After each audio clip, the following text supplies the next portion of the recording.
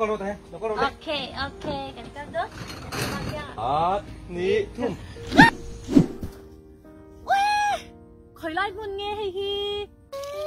Bữa tê, em tê. Hey, apple là gì?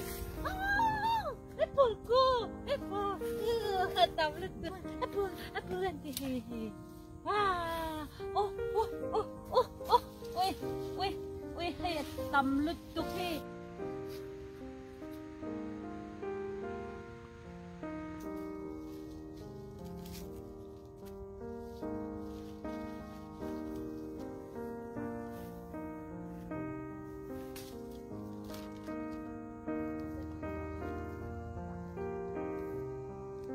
Bố người lâu nữa ông phải thấy Apple thế mà.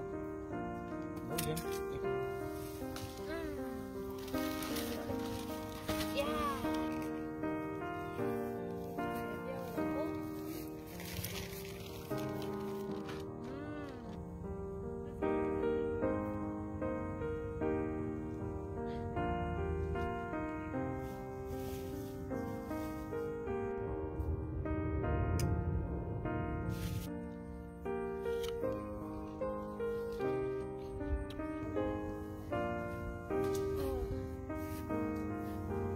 Anh tin nghe con hoàng. Sợ đâu. Số lại sợ lắm không? Ê, đi mới à.